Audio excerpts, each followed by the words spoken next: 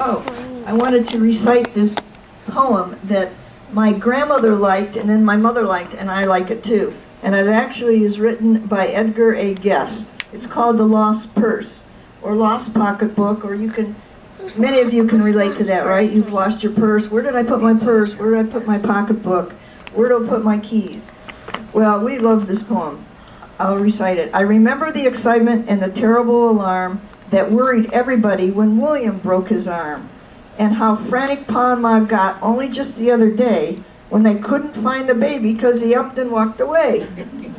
But I'm sure there's no excitement that our house has ever shook like the time Ma can't remember where she placed her pocketbook.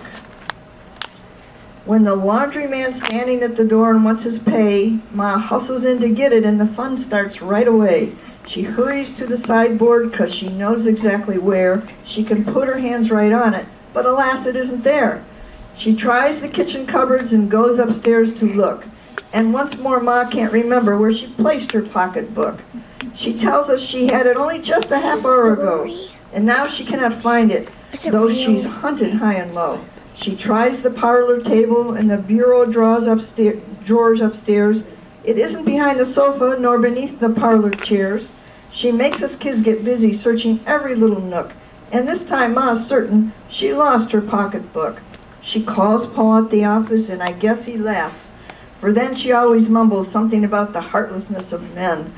She calls to mind a peddler who called at the kitchen door, and she's certain from his whiskers and the shabby clothes he wore and his dirty shirt and collar that the man must have been a crook, and she's positive he came and stole her pocketbook.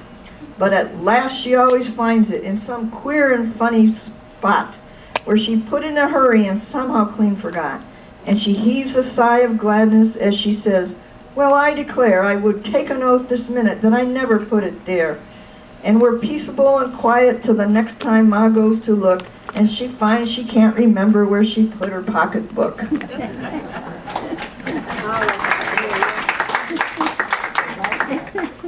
Now, page 89 here, it talks about the temperature. And my grandmother and my mother always kept records of how hot it is. You think it's been hot lately? Well, in 1936, it was 109 degrees on July 14th. New record 8th day of 100-degree heat. Now, we haven't even reached 100-degree heat. And don't forget, folks, there was no air conditioning then. So, all through here we can see that these temperatures are pretty actually normal. But can you imagine 109 degrees, 8th day of 100 over, and no air conditioning? But also on the same page, after she says new record 8th day of 100-degree heat, she caponized 64 roosters. Now that, and my mother, I just talked to her recently about that, remembers helping caponize roosters. I don't know if all of you know what that means. Probably Trevor doesn't, but it's when you take roosters and make them sort of neuter, and so the young chickens can pluck up and be more tender when you would kill them. So they used to do that all the time, and especially on the farm they did that. And Mom remembers helping do that. So she's pretty good at caponizing. Now again, another thing I wanted to, on the same page actually, about that, is about the Dion quintuplets. Do any of you remember that they were born in 1934? And it was a really big deal when the quintuplets were born. My grandmother made several notations. My mother remembers it. Unfortunately, in those days when 5 babies were born, which was so unusual, they took the kids from their home and took them to Quinttown in Canada and put them behind glass for 9 years for people to come and watch them. And so the notation here is the Dion quintuplets, born in 1934, were the subject of 3 movies. My grandmother went to one of the movies, and the Ontario government took the quints to Quintland, where the public could observe them behind glass. After 9 years, they returned to their parents. Harsh, harsh. And then we have on page 151, again, hot, 95 degrees, 13 days of 90 or more in June. And a lot about freezing and canning corn and all sorts of vegetables, and more about the weather. There's also, we just, picked a few things. Also on here is a story that I remember quite well. My grandparents and my parents and the children were up on a cottage at Lake Michigan. And I was probably about 11 years old, and my younger brother was 6, just Trevor's age. And there was a little rowboat, and we were allowed to go out in the rowboat in Lake Michigan alone. So I took my brother out in Lake Michigan. And then it actually started storming and raining. And we were pushed farther and farther out to sea, and the boat motor didn't start. It plunked, and so my little brother, who's 6, is bailing out the water, and I'm trying to get the motorboat, and we can't. So my grandparents and my grandmother wrote in her diary about this, that they didn't leave. They were supposed to go back that day, and they were worried about us, so of course they didn't leave. And they called the Coast Guard. The Coast Guard went searching for us, but apparently we were too far out to be seen. And for some miracle, I was able to start the boat. It probably, flooded, and I finally was able to start it, and I headed right towards shore, which was miles, right in, and then we went miles up the coast until I saw my grandparents on the shore looking for us. So she writes in here, the boat's engine would not start. They drifted so far that the Coast Guard could not find them.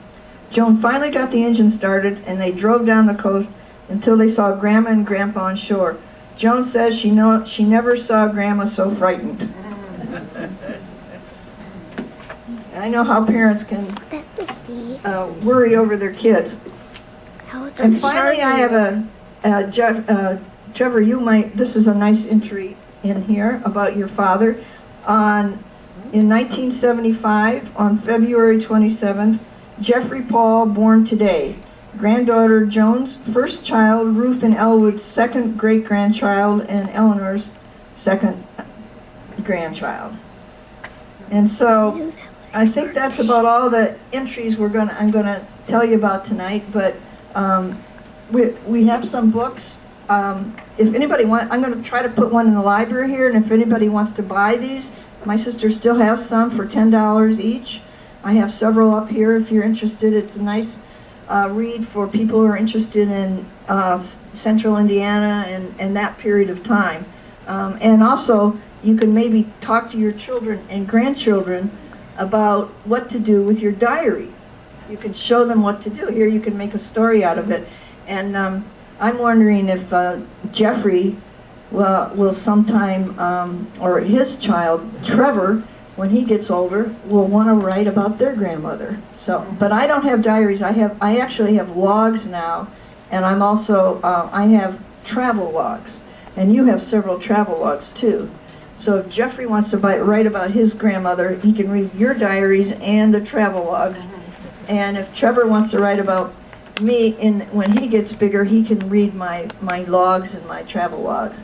But it gives a nice. But you got to be able to talk in your logs about what's going on around you. And my grandmother did a good job of that, and my sister did an exceptional job, I think, of being able to put in a book form that we can just easily sit down and look up things at certain dates and times and read through it. So thank you very much. We appreciate your attendance today, and we'll take questions in a minute too. Thank you. I have like $77 I have like $77 and something cents. Oh, good. It's fascinating. It really was. I never expected it to be so interesting, but it was.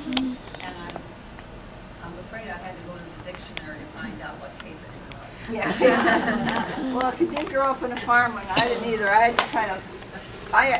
tell you the truth, thought I knew what it was, but before I came over here, I looked it up on the internet. Is it as bad as we think it is? Yeah, it's as bad as you think it is. And it explains how to do it, too.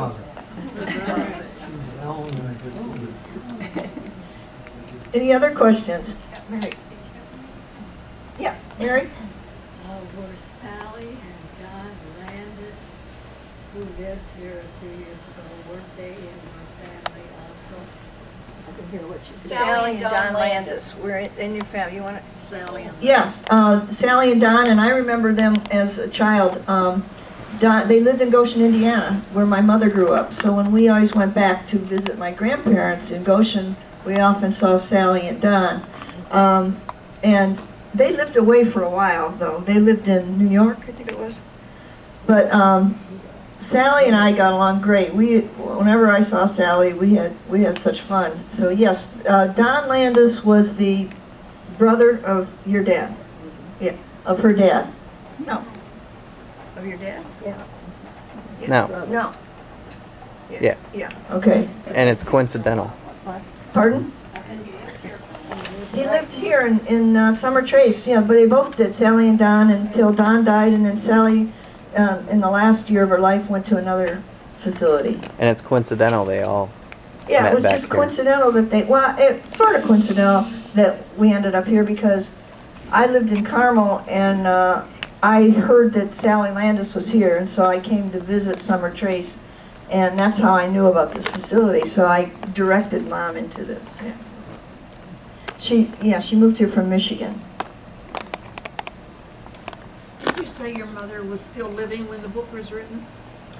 No, Your grandmother? no. She died 20 years ago, and my sister just wrote the book a couple of years ago. Yeah. But she lived to be 100, and she wrote in her diary until the last year of her life. Because you'd never want that one to break. Winter hour you're talking about, between 6 and 6:30, Mr. Guest used to read his poetry on WGN radio, and still listen to it like in the 30s. Did he? Yeah. Anybody know what WGN stands for? WGN, what does it stand for? The world's greatest newspaper. It's owned by the Chicago Tribune. Okay. World's greatest newspaper. Oh, yeah. Very nice. Do you have any other questions for my mother or for myself? Or?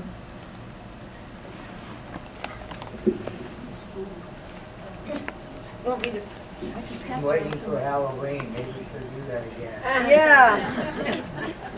You want to pass it? Would you all like me to read that book, chapter by chapter, like I did Dougal's book 2 weeks ago? What do you think? Interested in that? Yeah? I would think it'd be very interesting. That time frame, Indiana, you guys all might identify with that. Even if you're not from Indiana, I think it would be that time frame. You guys would probably enjoy that. If you think you'd like that, we can work that into a future activity schedule, just like we did 2 weeks ago with the other book. Okay? Okay. It's a date. Thank you, everybody.